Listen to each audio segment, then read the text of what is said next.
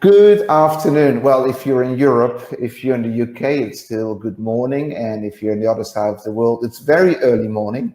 But welcome to yet another A-Crew Lunch and Learn. And I'm here together with Chris Jackson from Wrede Consulting. How are you, Chris? I'm very well, thank you. Very well. Yeah, I see that you're nice in your home office. Yeah, so, I'm in the UK in Cornwall at the moment. Okay. Well, I'm in Mallorca. And how's the weather down in the UK? Cloudy. Cloudy. Cornish with a hint of drizzle, you know. It's like typical what we would expect. Typical what you'd expect, yeah. Yeah. Well, I'm in Mallorca, and if any of you feels to like to comment where you are, which beautiful place in the world, please feel free to. Just to start, it's like I'm really happy that Chris is joining us. Wrede has been a partner with us for quite a while, and as we all know, they're specialists in paint. So this is going to be a very interesting workshop. We're recording it, so for anybody that wants to watch it back later, please go to our YouTube channel or website. And in the meantime, feel free to put any comments in the chat. It's a big topic, paint. Chris and I were just chatting earlier. It's like there's a lot of things that can go very well and a lot of things that can go wrong. And I think Chris is going to point out best practice today. So let's see what we're discussing is today. So basically, what we're doing is repaints without regrets. I think that's like a good topic. So how to optimize your refit period to achieve the finest results. And I think we all have experienced, like, we've all had great experiences, but there's also always a few experiences where you think like, I could have done better. What could I have done myself? Was it the supplier? Was it the facilitator? Was it us and the crew? Whoever. Chris, do you feel the same way about that? Oh yes, every project's different. There's always something new to be learned, and always a new way for paint to make your life difficult. That seems to be what I learned. Excellent. So Chris is the consultant and project manager, and he's normally based in La Ciotat. And well, and he started in the America's Cup in 1986, and I find that really, really cool. And so you are from the industry, you know, you've been there, right? Oh yes, yes. My name's been on the bottom of the contract where I don't get paid if I do a bad job. So that's quite an incentive. And as said, we're looking at repaints without regrets. So understand and avoid essential common repaint pitfalls, how planning decisions make a difference, and how to gain a better understanding of the role of a paint surveyor.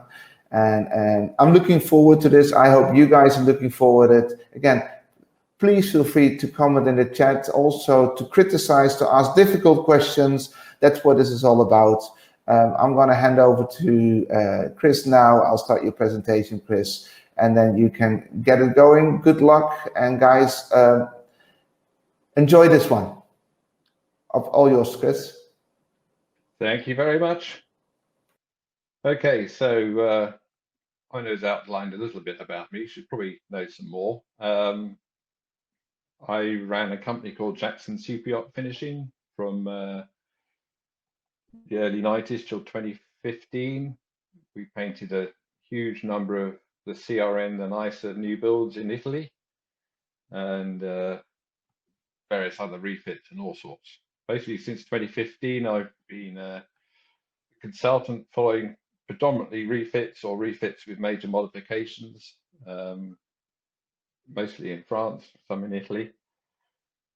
And, you know, each of those projects is different. They all have different challenges. And I'm interested in, you know, always finding ways to do things better and trying to make the most of whatever team you get. Because as you'll find out, you know, once you push the go button on a refit, you've got your paint contractors, your yard choice, project management. Those are pretty much a given. So once you're off, you've got to make the best of what you've got, and that involves creating good relationships, good communication, and those kind of matters. Let's move to. So to that end, Preparing early.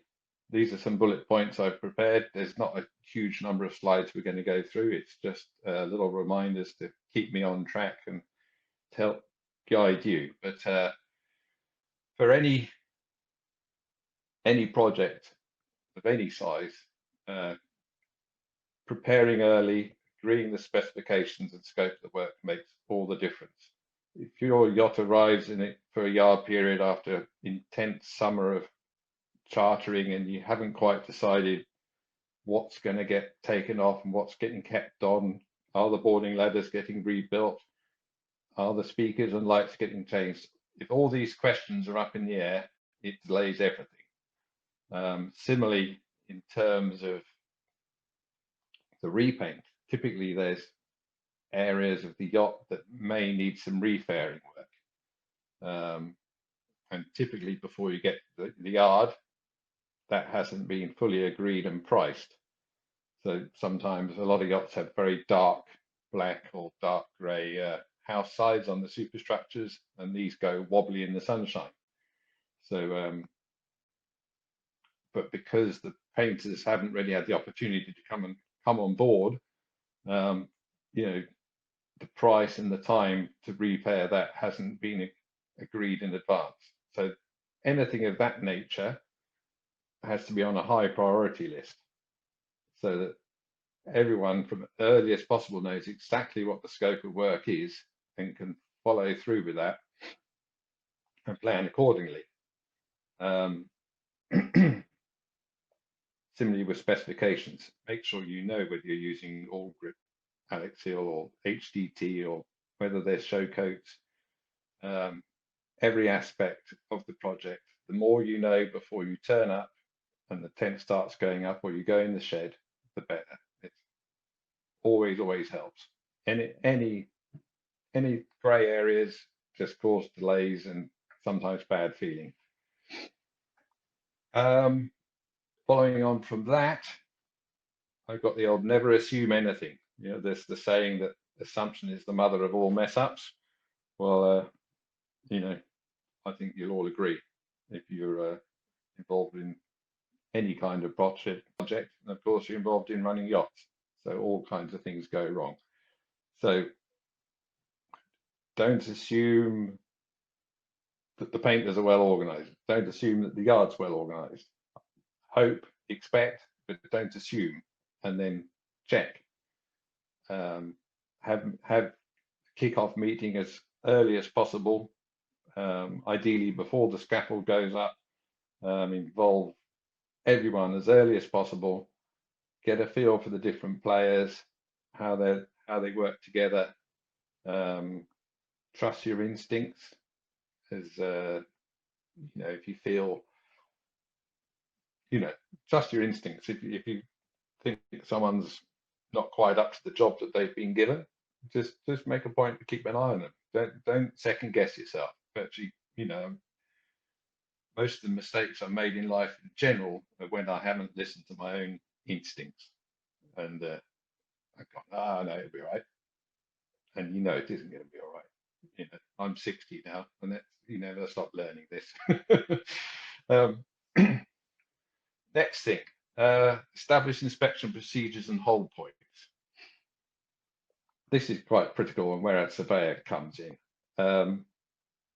The painters just want you to leave them alone and let them get on with it. Ideal world for the yacht painter, and I used to be one, is stop being so irritating, get out of the way and let us just get on with it. It's a nice idea, but only the very best of paint teams can be allowed to do that. And you can't assume, no matter how famous a brand it is or how good a job they did on your last repaint, that they're going to be okay without some degree of inspection and control. So to that end, you need to be annoying. You need to be a captain that's thought of as a ball breaker, for want of an expression, but firm but fair. So when they start cutting out the corrosion, you want to go and have a look at it. Ideally, you want to have your surveyor check that. Little details about how the pillar's feathered out, how the corrosion areas are getting measured by the yard to make sure you don't get billed excessively for having more than 2% corrosion when actually you don't. Tidiness on the staging and the scaffold. If your painters are leaving standing discs and tape and everything everywhere, moan to everybody. Make it known that that's not acceptable. You know, cleanliness and order is critical to how everyone performs on the boat. So you know, painters are known to be the messy bunch. I was endlessly banging on at mine. It's really hard to get them to work cleanly. Why these guys think it's easier to throw a sanding pad on the scaffold and then pick it up later rather than putting it straight in the bag, I don't know. But it's something about the mentality of painters. Same with electricians and their cable tie-ins. But this is the world we live in. But you know, make a point of being annoying in a nice way. You know, so you're respected, but it's known that you're watching and that you expect the results. You know, the best jobs I see, that's a consistent. You know, they say, oh, the crew on this boat, they're really on it. That makes a difference. Following on from that, excuse-free environment. So painters love to have an excuse when things go wrong. You know, couldn't see, the scaffold was wrong, the ventilation wasn't right. You know, help them create an excuse-free environment. So make sure that there's adequate heating, ventilation, involve them in the decision making so that they can't blame the scaffold because they're getting runs every time they hit a pole. That, you know, that they're involved with how the scaffold was set up, and that anything they're not happy with, they inform someone at the beginning. It's all these little details that add up to creating a success, and the communication between the different parties. And again, part of that is the consistency and being firm and fair. You know, it needs to be seen that you're firm with the painters, firm with the management, firm with the people dismounting the fittings, everywhere, that you have a good handle on the project. So I'm addressing this principally, I guess, to captains and first officers who are normally in charge of the paint. Ideally, if you've got the crew available, set one person just to be on the paint. You know, whether that's the chief or the chief with a helper. You know, that there's a guy constantly watching what's going on with the paint, and anything that they're nervous about, just discuss it, and that makes a difference. Quality control is everything. And although I was a painter, I know that we can't be left to ourselves. It's the honest truth, you know. So heed my advice. It's hard one. Let's see. Okay, moving along.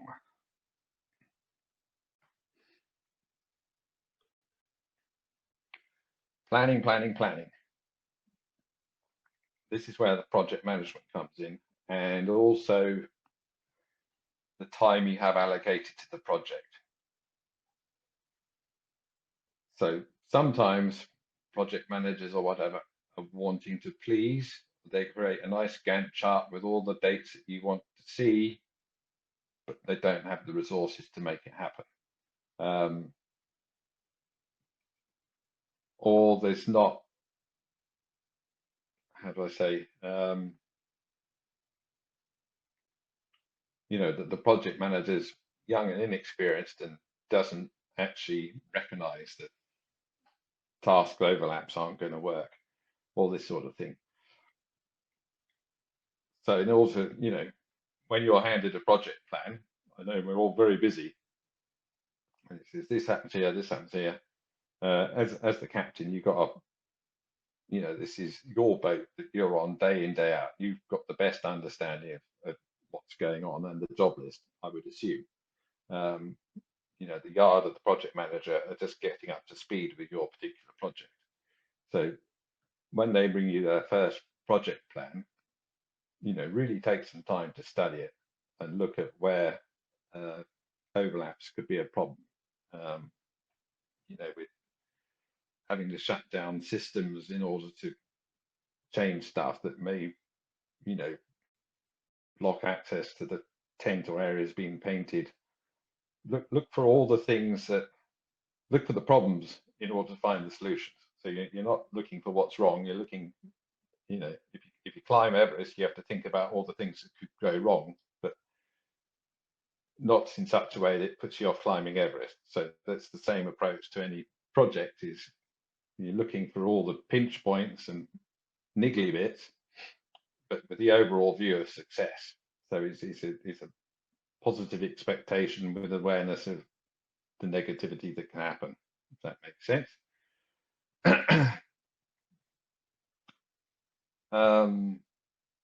Task overlaps. That can be a big issue that typically doesn't turn up until late.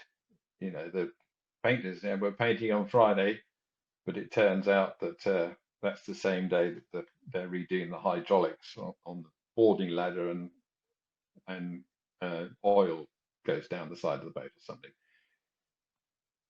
It's a huge number of tasks to track and manipulate, and that's the task of the overall project manager from the yard, but you need to be involved as well. And just remember just to keep a double eye on all these little things, and if at all possible, involve the paint foreman as well. There's a tendency for there to be lots of meetings with the owner's team and the yard team and the yacht, but without involving the painters.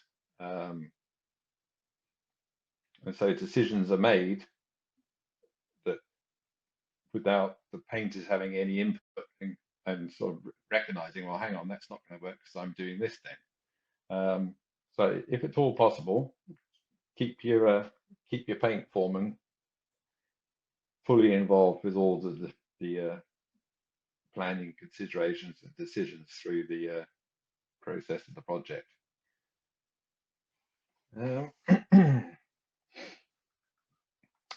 The other one is dates, rework. Often you'll see fictitious dates, or maybe I'm just unlucky that way. But it'll say, well, we'll plan for completion in the end of March, but actually we know it's going to be April. Well, if it's going to be April, I personally think it's much better to say it's April, but we're planning, we want to get it done to March, so we do this, this, and this, and we know that we've got a cushion. But any date that's on a project plan for any milestone, for applications of primer or top coat or fittings removals or changes, work to a date that you mean to achieve. As soon as you start using pretend dates, and that filters down to the people doing the job, it's demoralizing. They feel like you're being lied to, and I'd never see that go well. You know, the best jobs, you know, it's clear from the start that 15th of January means 15th of January, not the 15th of January means 30th. You know, it's like setting your clock 10 minutes early so you're not late for work. Surely it's better to organize your life so you get to work on time than an accurate clock. But maybe that's just me. But certainly these projects are typically awarded on first on price and time. So who's going to do it the quickest for the least? Doing it the quickest for the least is a long way from who's going to do it best. But this is the world we live in. There's very few projects I see where the prime consideration is who's going to do it best. How long do we really need to do this? You know, owners want to use their yachts. They don't want them set ashore. the longer it's ashore, the more it's costing in all sorts of matters. So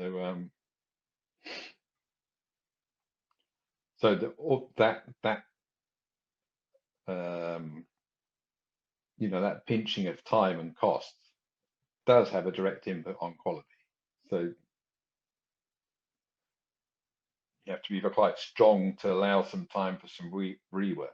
If everyone's piling through a project knowing that it actually hasn't been allowed enough time to do, and there isn't any time to do repaint areas that go wrong, you're going to end up with a boat with some substandard paintwork, no time to fix it, and a certain amount of unhappiness. So I see half a dozen to a dozen different projects through the course of a year. I don't think any of them have any areas that aren't painted twice. So if you arrive your 12-week plan and you've got this project plan with no wriggle room for any kind of reworks, cock-ups, weather disturbances, it's not going to happen.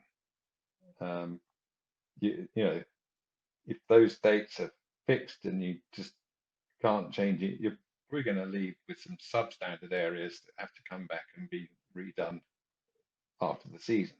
And that never goes down very well. So ideally, really drill down into the planning, make sure that there's time to do everything, and particularly any areas that are high risk, do them early so that there's more of a chance to rework doing those areas as the project goes on. So if you've got black house sides, get them painted early on, because there's a good chance they're going to have to be done twice. If they do all the white and you get to the black the last week before launch and it doesn't come out well, it's not good. So think a little matter such as that. That makes all the difference. Moving along, surveyors. That's me. So when I was a painter, I found surveyors quite annoying, to tell you the truth. But now that I am one, it's actually really quite an interesting job, and we're really rather useful. As an intermediary between both the painters, the captains, the yard, everyone, to help sort of oil the wheels. An experienced captain might go through half a dozen repaints in 10 or 15 years. I'm involved in that every year, and so that sort of means I have a second instinct for homing in on the troublesome areas, details of tape lines and just fairing wobbles, the approaches with the painters, getting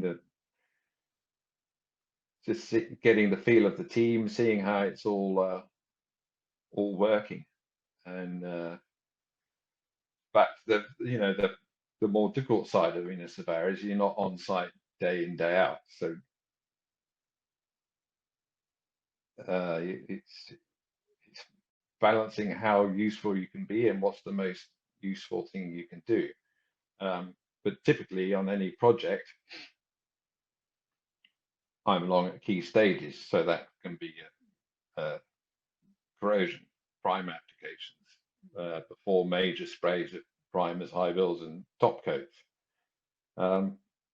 This is very important, because if the painters are doing a great job, I confirm that they're doing a great job. If they're not doing such a great job, then there's a chance to get them to redo stuff, to make sure that they raise their game. And in the worst instance, if it seems like they're just not capable of doing the sort of job we need, at least the whole horror show is documented effectively. And later on, when everyone starts fighting, no one can say, well, nobody ever said we weren't warned, or any of those kinds of excuses. But by having your surveyor involved early and often, it helps anticipate anything that's substandard and getting it corrected in good time. The actual process of technically of fairing and painting a yacht isn't that complicated. The difference is the attention to detail, which is why I keep going on about being firm and annoying and having your surveyor there to make sure that due attention to detail has been made. And a paint surveyor has an eye, at least an experienced one, has a good eye for all the little things that can make things substandard. And, it's invaluable help. And also, we tend to get listened to a bit better. If you as a crew have got misgivings what's going on and you're complaining to the shipyard don't want to hear it because they're under the cost to get things pushed out and delivered. Having an independent party is invaluable because, ideally I have to say, yes, that's good enough, proceed to the next stage. And, and that's a serious responsibility and a task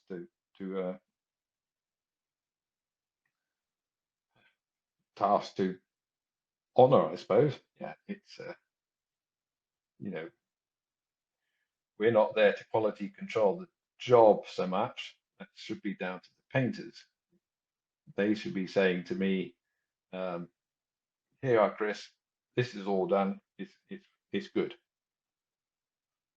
And but often as not, that's not how it works. The painters want to know whether I think it's good enough. Well, I want them to be saying, we think this is good enough. That bit there, we don't look at it. But it is what it is.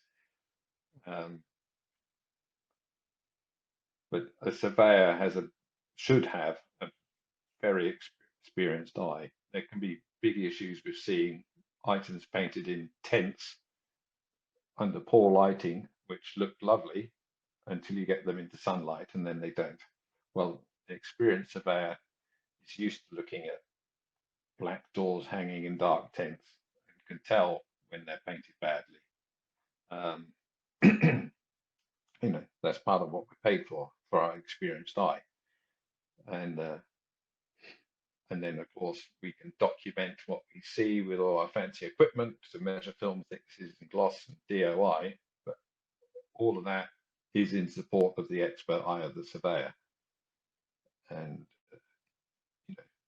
obviously, I would say don't economize, but the relative cost of a surveyor package to a total rebuild is really quite small, whereas the difference it can make is substantial. You do see projects which can go in either direction, where the crew are terrified of accepting anything and so refuse to accept anything for the least possible reason, or others that are a little too casual about the paint and don't see, because they may not used to it, don't see all sorts of faults, because you're looking at, say, on a hull inside a tent 60 meters or more or 100 meters, just looks bright and shiny, and you're like, wow. But then the experienced eye comes along with a high-powered torch and says, well, have you seen this, and what about that, and the paint's thin all along this tape here, and all those kind of matters.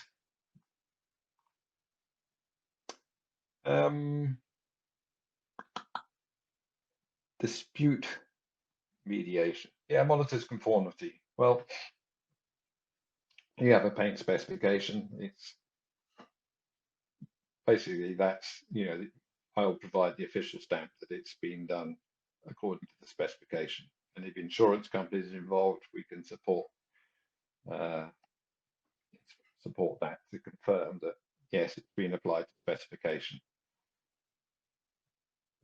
expert eye for detail. I mentioned mediating disputes. Well, this is a little bit of a tricky one, but ideally your assessment of the paint is as objective as possible. So if there's lots of overspray and orange peel and stuff, it is. You can get, that's what is. So sometimes you see cases where, different surveyors are brought in to sort of argue against each other, but it never goes very well, because the fact of the matter is you can tell pretty readily whether something's in specification or not. The hardest projects are where the result is right on the cusp of acceptable and unacceptable. And in those instances, it does require some skill in managing the expectations of all parties and working out a solution that's agreeable. Which can be, yes, you've got to repaint it, but it takes experience to recognize when a project's at that state, and when partial repaints, introducing cut lines, these sort of things are actually the most viable option within the circumstances. That makes sense. So where are we at? We're doing on time here. And any questions? No, but you're doing really well on time. So, guys, if anybody's got any questions and remarks, and I think Chris is explaining very well what perspectives are like when he was a painter and now as a surveyor. But I'm really curious to know what the experiences of the audience is. And whilst we're waiting for them, Chris, I would just like quickly go through the do's and don'ts together, just to see if we can yes, that's a good idea. Yeah, I'll share the do's and don'ts in the chat now. So it's a reframe plan is a list of do's and don'ts. I think that's nice, so you can read along with it. Basically, let me read them out for you. So a do is expect success, and a don't is assume success. I mean, I think you touched on that straight from the beginning, right?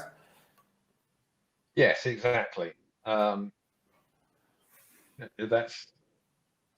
a big one. That's you're approaching the project expecting a good result, but just because you've got your premier yard with the most famous paint team doesn't automatically mean you're going to get it. You're going to have to involve yourself. Yeah, get some very good people around you. Yeah. Because like a lot of your tips are mainly about keeping control, right? Making sure that you are the one that is in control, and not necessarily only the painters are in control. It's like there's trust, but there's a difference between trust and faith, right? Yeah, exactly. Well put. Yeah, I mean, the painters can earn your trust, and then with a bit of luck, you can back off a bit. But at the start, they've got to earn your trust, and them to you. They've got to know that you're fair, not just looking for it. Not just being a nuisance for the sake of it. Yeah, same as that you're saying, plan thoroughly and early, and don't stop reviewing the plans. Does it happen a lot? Reviews on plans? Yeah, well, sometimes the thing just carries on like a runaway train, and because there's always emergent work in various areas of the art, and or other things like weather, fence leaks, all kinds of stuff is constantly changing, even with the best plan. So it's just keeping a good eye on that, and not getting too, plan is stepping stone. Not, there can be a better way of doing stuff, so there's some flexibility in there. So keep looking at it and think, well, what if we did that deck first and then change that? Or we need crew access over here all of a sudden. We just can't do it in that order. Well, there's things like that.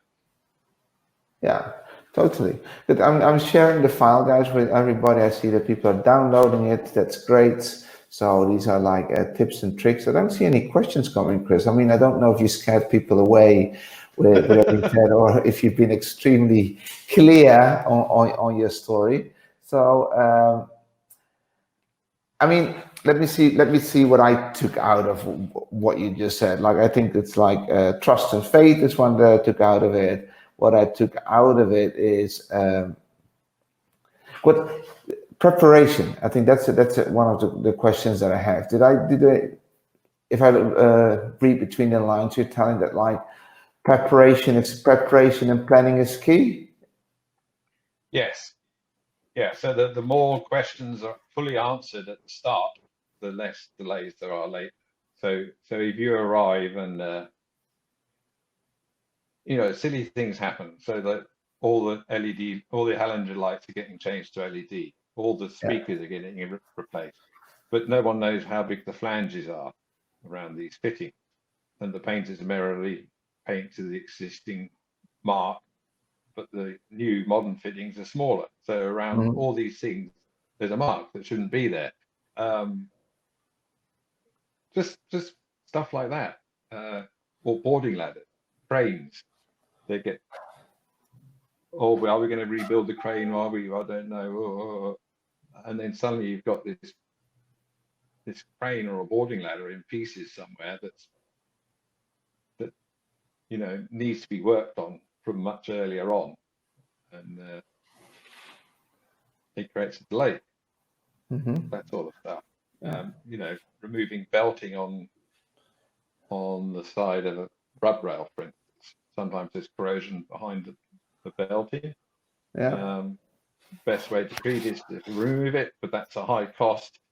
You arrive in October, no one's fully worked out what the cost and the timescale to do this is until Christmas. Then January, you finally get the go-ahead for management to do it, by which point it's a right pain because they're too far advanced on the rest of the hull to be packing into corrosion repair where the belting's come off, that sort of stuff. Yeah. And I also like I think this is a big one. It's like, obviously there's no unlimited budgets and there's no unlimited time. And you stated during the webinar, like if they're cheap and fast.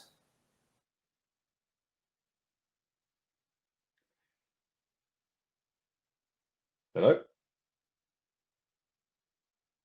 Oh, now I have no sound. Cheap and fast is very highly skilled.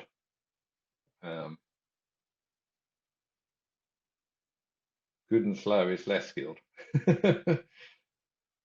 Cheap and fast, everyone's got to be really, really on it. And that's not so common. Right, I can't hear anything. What's going on?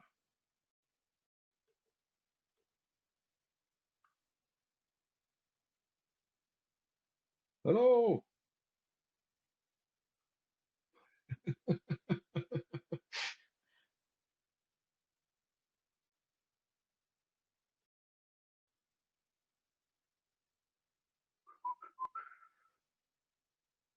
Come back.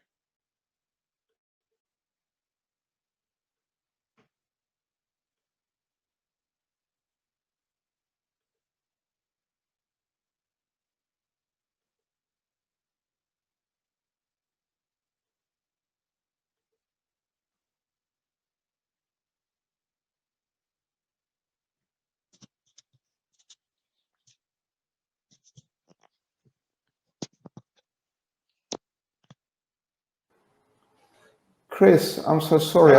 No, I don't know what happened. My computer froze and like alarm bells and everything was happening. I'm so sorry about it, guys. It's the wonder of techniques, and my apologies. But I was saying, and it's all about it because I started about cheap and fast, right? Yes. Because somehow I ran into a topic that like is a no-go. But listen, we all are on a budget. It is, we know, and we're on a timeline. And then someone comes and say, yeah, I can do it within the timeline, within the budget. So how are you going to say no to that person? Well, exactly. That's the noose they've made themselves. As I said when you were with Silent, you know, cheap and fast is highly skilled. You know, slow and good is less skilled. You know, it's easy to do things well slowly. Do things well quickly takes a lot more organization and a much slicker outfit. Which is why I keep banging on about planning as well. Some paint teams aren't that good at planning. They like to just rock up and start. But the best yards I work with, you know, they have experienced project managers that can help the paint teams with their planning. But planning, you know, planning is everything. When I was a painter, I was using Microsoft Project from the late 90s just to help me sleep at night. You know, if you've got milestone dates to get everything done by, it just keeps everything organized, and you know that you're on track. If you know that I've got to be here by then, by there, by then, by there, by then, all the way through, you know that you're on track to make completion. A lot of painters aren't that organized. They know from the seat of their pants that they throw 6 guys on the sun deck, it'll be ready for primer in 2 weeks' time, something like that. You know, that can work, but somewhere, you know, there has to be a plan, and you have to know that you're on track. Good. Okay, I think I'm sorry that I just said I was kicked out. I think we covered a lot of grounds.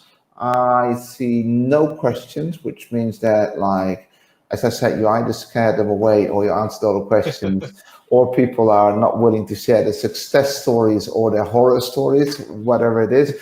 Let's take it from a positive, let's end with a positive note, because obviously you have been very clear on what to do, but like, it goes well most of the times, right? It does. I mean, there's always a snag list at the end, but there is about pretty much everything. But most of the time it goes well. Exactly. You know, there's bits that have to be redone, but with the end, you know, it gets finished, it goes out, and it's very rare that the boss goes on board and says, "What the hell happened here?" Very rare I hear that. Good. Well, thank you for that, Chris, and thank you so much for doing this today. To the audience, it is recorded, also the part that I dropped out, so that will be probably become a meme one day. But like, thank you so much for joining in. Thank you for tuning in. Have a lovely day, everybody. And I am stopping the webinar in 5 seconds. So thank you again, Chris, and have a great day. So we're leaving in 5, 4, 3, 2, 1, and see you soon. Bye-bye, everybody.